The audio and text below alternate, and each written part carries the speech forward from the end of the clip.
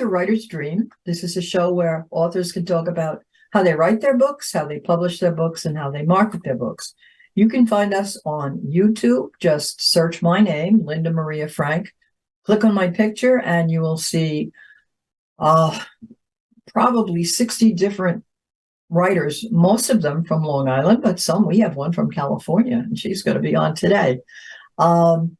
We are also on Facebook, The Writer's Dream. If you want to be on the show, you can message me through that Facebook page. We are on the LTV website, and I think we should get started now. You can find us, and I hope that you enjoy the show. Our guest today is Lesley Ranft. She is a recidivist, as I like to call them. She's been here before. Her first book was One Pulse, which was a success. She is also a veteran medical journalist and publicist with over 19 million readers. Her new book is called Your Health Tips, and it is a roadmap for not only improving your health and the health of your family, but also of the community at large, which I think is very interesting. So, Lesley, describe your book. Well, the book is tons of fun. You know, it was one thing. It was just wonderful to get on the show and talk about One Pulse when I first came out with that romance novel, and the journey of Leah and Anthony and their chemistry of love and their different personalities, whether it was toughness or tenderness. That was epic and unimaginable. And so I kind of took the heart of what I had in my love story, dedicated my life to medicine, and did over 800 peer-reviewed articles inside of medicine before coming out with this new book, Your Health Tips. Your Health Tips combines the thoughts of 15 presidents and department chairs of medical organizations throughout the U.S., as well as my own personal thoughts on medicine. And we delivered some very strong, quick tips that are advanced, that are very appropriate, and some of the most authoritative content that could be out there. There's really nothing like it. It's kind of a how-to book. And at the same time, it doesn't list out like all the conditions and that kind of thing, but it does provide some great information in terms of delivering all the right tips for you to get started in the right direction for your condition. That's what I like to think anyway. What I like is the idea that your book allows you to invest in your health. You become the proactive person with your health, which I think a lot of us don't do. We wait until we feel sick, and then we go to the doctor, and we're either treated or it's too late to treat, or whatever it is. In this way, you're taught by this book to recognize and also to prevent by vitamins and various other kinds of therapies. There's a lot of alternative medicine out there that is now accepted by the medical profession, which is great. So, oh yes, absolutely. Everything from the top questions for your doctor to how to get quality care, and giving you all the keys for those ingredients, as well as, the basics of yoga and Tai Chi and prevention, such as breast cancer prevention and silent inflammation prevention and heart attack risk assessments and all kinds of good stuff. It's got tons of information for you. There's, I think, about close to 200 pages, many chapters, very simple stories that are easy to understand and easy to read, I think. That's what I like about the layout of the book, is that you, and I'm going to mention a few of these topics, is that it's not a lot to read, because I think I have a pile of health books. And then I turn to a chapter, and it is so loaded with research that, and I have a science background, but it's so loaded with research that I don't want to read. I just want to get to the nitty gritty of what do I do about this? Yes. And I think that's what your book does. What inspired you to write the book? What inspired me? I had started by managing health clubs years ago, and I did that for several years. And then after that, I always focused on prevention, and that was a platform that Clinton focused on when he was president, was prevention. And so that's why I kind of take a preventative approach, shall I say, in my writing, and that kind of prompted me to get that way. I also did lectures to private and public audiences, on preventative healthcare topics for several years. And then after that, I went on to write these 800 articles in medicine by going to continuing education courses. So you did a lot of research. Lots of research. And the culmination of that research was this book. It's kind of put it all together, and some of the most advanced techniques that are out there. A lot of authors have that same message where they've spent their life doing various things, and they're really, without their really knowing it, collecting a whole lot of knowledge, and then all of a sudden the penny drops. Hey, this would make a great theme, a great book. I want to read something from the beginning of your book that I think can set the stage for really how you approach medical problems. It says, according to Ralphie Klayman, MD, chair and professor of the Department of Urology, University of California, Irvine, there is a revolution brewing in medicine, spurred by our new knowledge of disease processes, the human genome, which, by the way, was completed during the presidency of Bill Clinton, and the microbiome. The microbiome, I'm assuming, is the flora that lives in your body. That's correct. Okay, flora meaning bacteria, fungus. Good and bad. Along with the power of big data and computing capabilities. And these are all things that are fairly recent that really have changed medicine. Just go to the doctor that belongs to a group that is affiliated with a hospital, and then you have to go on their MyChart. That's right. You do. MyChart is part of the equation these days. That's right. And they collect data. And from that data, this is where a lot of this is coming from. The medical community has directed nearly the entire history of medicine towards tertiary care, which means attempting to treat a disease documented by symptoms. Just what I said, you go to the doctor when you're sick. It could be by surgical excision of a tumor or a host of pharmaceutical agents to treat hypertension or diabetes. The new focus, thanks to ongoing progress in science and the exponential growth of computer power, will be on primary and secondary care. And primary care is diagnosing the disease? Yes, prevention, and that'll be the preventative focus. And then secondary care would be treating the actual conditions. Right. Okay. So I think that's what makes it different. Now, you have a table of contents that's extensive. And some of these things jump out at me because I think, first of all, they're pertinent to me, but I think they're pertinent to a lot of people in the population. Anti-aging. None of us wants to get old. No. Every time I look at my wrinkles, I think, well, you have the wrinkles because you were skiing and sailing and blah, blah, blah. But I wish I didn't have them. Well, can there be a fountain of youth? Yes, we can find one. We hope so anyway, right? Quality of life treatment ideas. Yeah. I mean, we, at every stage of our life, we should be trying to achieve quality of life. Choosing quality care. I think that's a big problem. Yes. I have, in the last year, severed my relationship with two doctors who were new to me, who I just didn't like the way they were treating me, and gone on to somebody else. And I think a lot of people aren't. You have to be a little brave to do that. You do have to be brave. I think that you have to invest in your own health and your own care, and I think that's very important because, the training and the expertise varies among doctors throughout the U.S., and whether they're equipped to understand every option that's available for treatment or just only have a smaller armory of tools in their toolbox, shall I say. You want to know what their focus is and how they can best help you for your needs. And you also, I'm sorry, go ahead. Yeah, I mean, one of the doctors just missed something that was in a test, in a routine test. And I thought, okay, so long. And the other one was just, I thought, very unprofessional, which I was shocked at, but whatever. Questions for your doctor.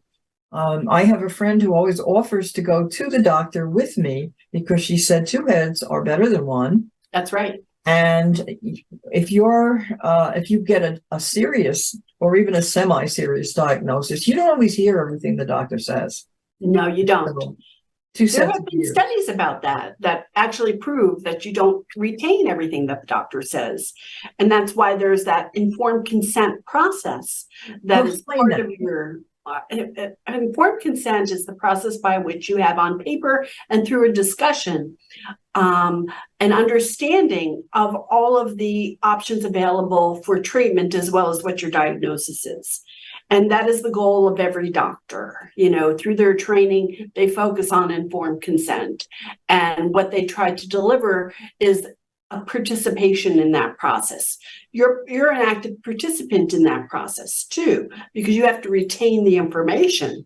And if you don't retain the information, then obviously you won't get that informed consent. So that's why it's very important to have support if you need it and take notes of what the doctor says. Refer to preventative type stories where you can bring the top questions to your doctor with you when you go to your doctor appointment. You understand the basics of choosing quality care so that you can enhance your bond with your doctor and really establish a very strong relationship with him, because he's going to be your partner with your care, you know. And you want to have a strong relationship with him, that's for sure. And there's many, many, many good doctors there. And I haven't met one doctor that doesn't want to provide the best care.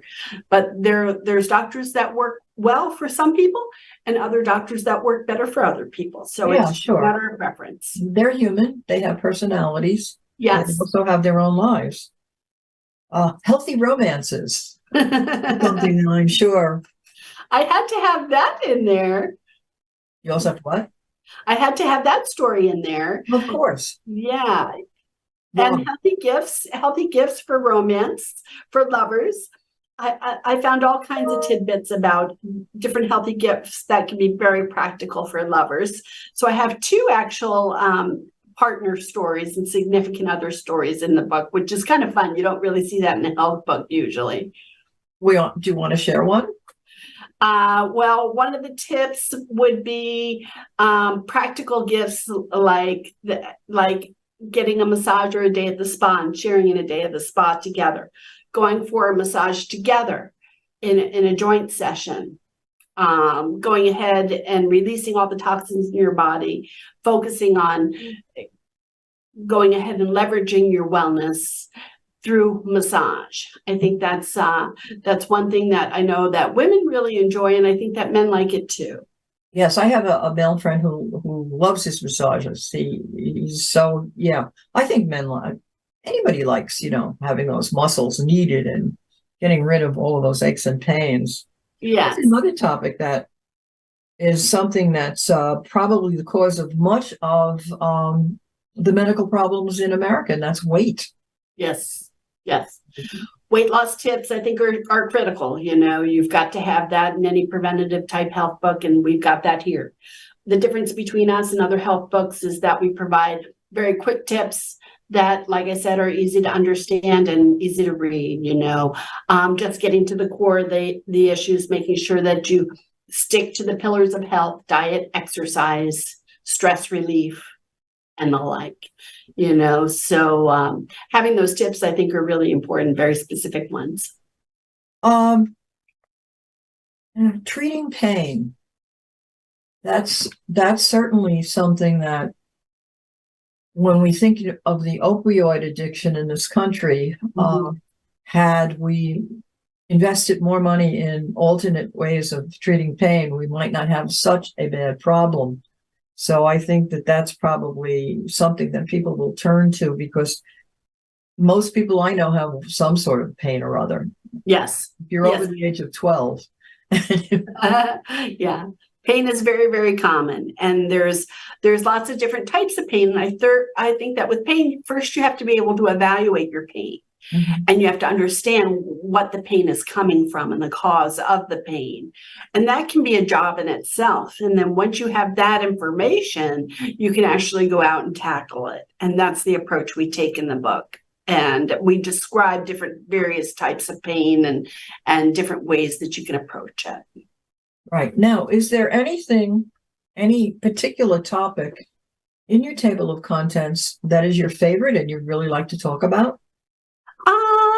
Well, I think that, for example, the robotic surgery story, I think, is a favorite of mine because it discusses an advanced technique that's used in many specialties that's really kind of come to fruition over the years. And it provides great advantages in treatment. For example, I wound up with a 9.5 hour surgery several years ago. And that was and it was a gastrointestinal procedure that took part of my colon. And I could have had an incision from my breastbone to my pubic bone, but I was able to find a doctor who's a specialist and uses the robotic technology. And so he was able to make keyhole incisions, very small 1 inch incisions that allowed for me to have a much faster recovery, not such an invasive recovery. I don't have that terrible scar up and down my body. Mm-hmm. And at the same time, it was a lower complication rate and an improved outcome. Did you ever find any research in what you were doing about alternate intelligence and how it's going to affect medicine? Yeah, I did actually. Dr. Clayman is one who referred to somebody, Dr. Hood, who focuses on AI in medicine. And I think that it's being used in medicine to some degree, but I think that it's moving forward in that direction very effectively, and not in a fearful way, but in an embracing way to make the most of it and use it to our benefit to be able to assess better predictors in terms of what we may get for diseases and stay ahead of the disease before it becomes apparent. For example, the dental story that I have. In dentistry, oral health tips are really important. And if you use a little recipe that we have in the book that tells you how to go ahead and kill all bacteria in your mouth, then that recipe for success will allow you to reduce the risk of having diseases flourish in your body as a result of an unhealthy mouth. Right. So well, I think that's a good story too. Yeah. Well, that's interesting. What is a health? What do I have here? I can't read my writing. What is a health accession? I got it. A health access action plan. Okay. Health access action plan, I think, has to do with, number one, being educated about your health, understanding what you're all about, knowing your baselines for your conditions and potential conditions. I think part of your action plan would be to hopefully read the book and embrace some new thoughts and a pathway for success for knowing how to live a healthier life for yourself and preventing disease, And I think that's the big takeaway there, also, too, understanding how to select the right doctor and getting the right care, getting quality care, focusing on that in your regimen, making that a job that you embark upon, How do you choose a good doctor? What you do is you have to do research. There are physician websites that are helpful. There are hospital websites that are helpful. You have to check the resource and make sure it's a hospital or physician website. That's what I recommend. The best way to find a doctor is to get a referral from another doctor. Because generally speaking, if a doctor is going to provide a referral to another doctor, then they're top of the line. So that is your first call to action. You can also look for published papers and lectures that they give on specific areas and certain topics. Then that is their practice focus.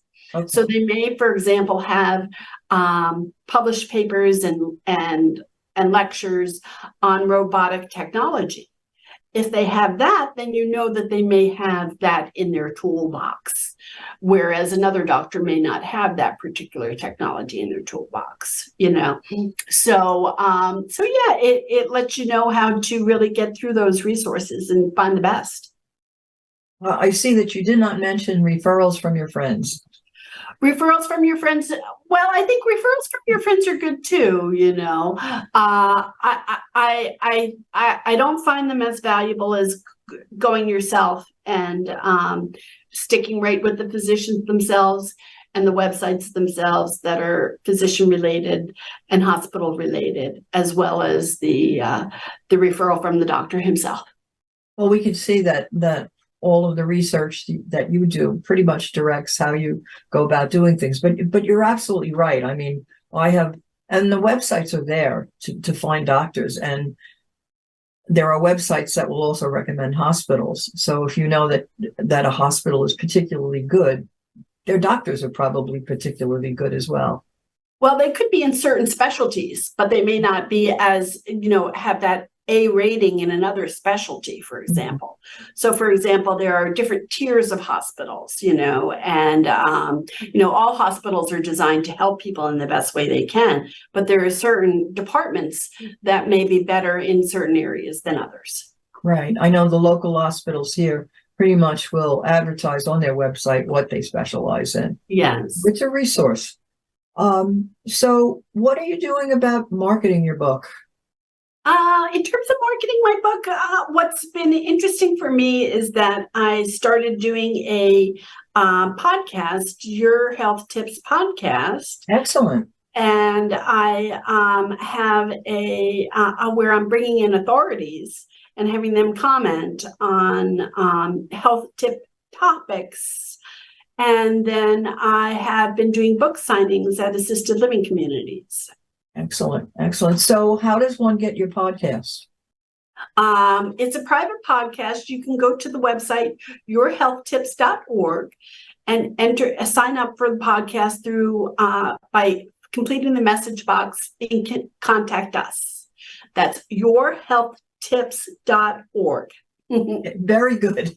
That's exactly how we have to say it. I see you had somebody who you mentioned as a collaborator, David Stamberg. Who was he? Oh, I was going to mention him. David is actually one of my prep school friends. And he went to Petty, a small prep school outside of Princeton, New Jersey. And so he actually owns a couple of franchises in Senior Care Authority. And so he is a voice for Senior Care Authority in terms of delivering information that's helpful to seniors. And so he did contribute to the book in the senior section. And so I was very grateful for his knowledge and his input in that area. Well, I think the fact that you've started with senior living places and going to do book signings there, that is really a good start. And probably you can move to other groups of health professionals. Yeah, I know I've suggested to some people who write health books to, like, for instance, nurses. Nurses have organizations they belong to. Offer them the book, not for free, but why don't you have this book in their office? Tell me about the whistle. Oh, whistle. That's very exciting. Actually, I'm giving away an emergency whistle with anyone who buys the health book, and as long as you hear about the whistle, you can have a whistle. All you need to do is go to the website, yourhealthtips.org, complete the contact us message box, and write bought book, want whistle. And then I'll be able to go ahead and send you an emergency whistle. And years ago, I had wished that I had a whistle. And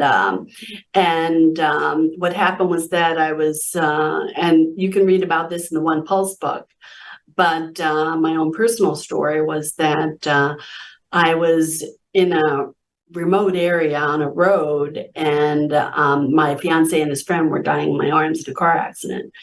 And long story short, it was the most horrific experience of my life. And what I wound up doing was running a distance to try and scream when I realized that no help was coming.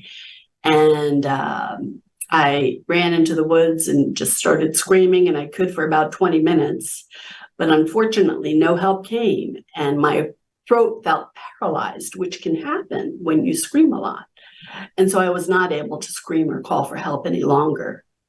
So it's actually, you could be in a prohibitive position and you can attract a lot more attention with a whistle that is high pitched and loud.